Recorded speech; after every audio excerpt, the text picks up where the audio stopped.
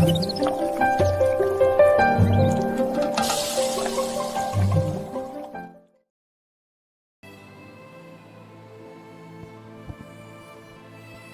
ఉన్నతమైన శ్రేష్టమైన నామానికి మహిమ కలుగునుగాక. మీ అందరికీ కూడా యేసుక్రీస్తు ఉన్నతమైన నామంలో హృదయపూర్వక వందనాలు తెలియజేస్తున్నాను. ఈరోజు దేవుని యొక్క అనుదిన వాక్యం ద్వారా మనతో మాట్లాడి నడిపించునుగాక. దేవుని సన్నిధిలో ఆయన లేఖనాన్ని చదువుకుందాం. యోహాను రాసినటువంటి మొదటి పత్రిక 2వ అధ్యాయము 15వ వచనం. ఈ లోకమునైనను లోకములో ఉన్న వాటినైనను ప్రేమింపకుడి. ఎవడైనను లోకమును ప్రేమించి ఎడల తండ్రి ప్రేమ వానిలో ఉండదు. ఈరోజు దేవుడు మనతో మాట్లాడుతున్న విషయం ఏంటి తెలుసా? నువ్వు ప్రేమించవద్దు అని దేవుడు మాట్లాడుతున్నాడు. దేన్ని ప్రేమించకూడదంటే లోకమునైనను లోకములో ఉన్న వాటినైనను నువ్వు ప్రేమించవద్దు. ఒకవేళ ఎవడైనా ఈ మాటను కాదని అలా ప్రేమించిన ఎడల తండ్రి ప్రేమ వానిలో ఉండదు అని చెప్పాడు దేవుడు. ఈ మాట జాగ్రత్త అర్థం చేసుకోవాలి ప్రతి ఒక్కరూ. దేవుడు తన బిడ్డలతో చెప్తున్న మాట, ఒక తండ్రి తన కుమారులతో కుమార్తెలతో చెప్తున్న మాట. మనము దేన్ని ప్రేమించకూడదు ఈ లోకంలో? మన ప్రేమ దేనికి ఇవ్వకూడదంటే లోకానికి, లోకంలో ఉన్న లోక సంబంధమైన వాటిని మనం ప్రేమించే వారిగా ఉండకూడదు.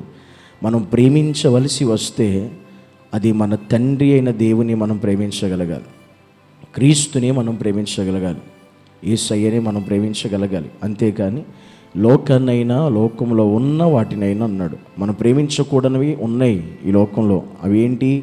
లోకము, లోకములో ఉన్నవి. లోకము ఏంటి?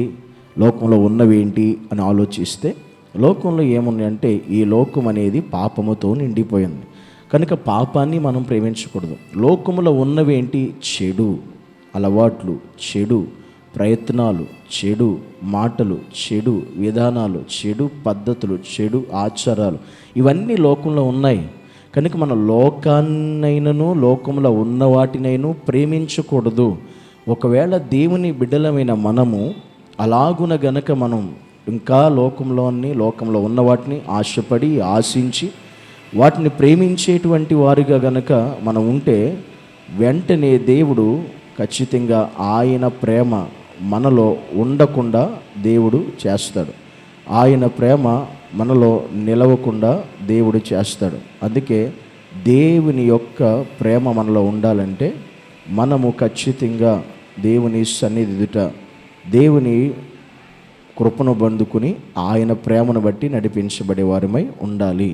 కనుక ఇంకా నీవు క్రీస్తుని కలిగి క్రీస్తుని నమ్మి యేసును కలిగి జీవిస్తూ కూడా ఒకవేళ లోకాన్ని, లోక ఆశల్ని, లోక ప్రేమల్ని, లోకంలో ఉన్న చెడు పద్ధతుల్ని, పాపాన్ని, లోక సంబంధమైనటువంటి ఇచ్చలను, లోకము దాని ఆశ గతించిపోద్ది అని వాక్యం చెప్తుంది. కనుక అలాంటి గతించిపోయే దాని మీద నీకు ప్రేమ ఉండకూడదు, ఆశ ఉండకూడదు, ఆతృత ఉండకూడదు, కోరిక ఉండకూడదు. అందుకే లోకానైనా లోకంలో ఉన్న వాటినైనా దేనిని మనం ప్రేమించకూడదు. నువ్వు నేను ప్రేమించవలసింది మనలను పుట్టించి మనకి జీవితాన్నిచ్చి మనకి భవిష్యత్తునిచ్చి మనకంటూ ఈ కృపనిచ్చి మనకంటూ ఆయుష్ని పెంచి ఈరోజు బ్రతికిస్తున్న దేవాతి దేవుని మాత్రమే మనం ప్రేమించేవారు ఉండాలి. కాదు కూడదని ఒకవేళ నీ సొంత నిర్ణయంతో ఇంకా ఆ క్రీస్తుని మాని లోకం నేను ప్రేమించే దానివైతే ప్రేమించేవాడు అయితే గుర్తుపెట్టుకో, దేవుని ప్రేమ ఎప్పటికీ నీలో నిలవదు. దేవుని ప్రేమ నీకు లేకపోతే ఆ ప్రేమ ఉండబట్టే నీకోసం నా కోసం ఈ లోకానికి వచ్చాడు యేసయ్య. ఇప్పుడు ఆ ప్రేమే నీలో లేదు అంటే అర్థం నువ్వు పోయేది నరకానికి అని. నువ్వు వెళ్ళేది పరలోక రాజ్యం కాదు, నువ్వు వెళ్ళి నరకానికి. ఎందుకంటే ఆ ప్రేమనే దూరం చేసుకుంటున్నావు కనుక, ఆ ప్రేమని వదిలిపెట్టావు, ఆ ప్రేమనే పక్కన పెట్టావు కనుక. అందుకే లోకాన్ని ప్రేమించుకో, లోకంలో ఉన్న వాటిని దేన్ని నువ్వు ప్రేమించుకో. నీకు చేతనైతే దేవుని క్రీస్తుని మాత్రమే ప్రేమించే హృదయాలు కలిగి ఉందాం, ఆ ప్రేమను సంపాదించుకుందాం, ఆ ప్రేమను కలిగి ఉందాం, ఆ ప్రేమతోనే క్రీస్తుని సొంతం చేసుకుందాం. కళ్ళు మూసుకుందాం, ప్రార్థించేద్దాం.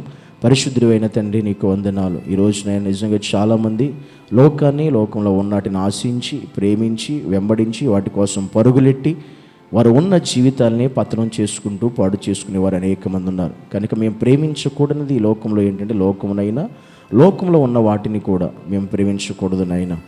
అలాంటి హృదయాలు ఈరోజు మా అందరికీ దయచి, ఎవరైతే ఇంకా అలాంటి లోకంలో ఉన్న వాటిని ప్రేమించేవారు ఉన్నారో వారిని ఒక్కసారి జ్ఞాపకం చేసుకుని వారి బ్రతుకులను వారి జీవితాన్ని వైపు త్రిప్పి నీ నామానికి మహిమకరంగా నడిపించి సహాయం చేయమని యేసుక్రీస్తు నామాన్ని బట్టి ప్రార్థించి అడిగి వేడుకుంటున్నాము తండ్రి.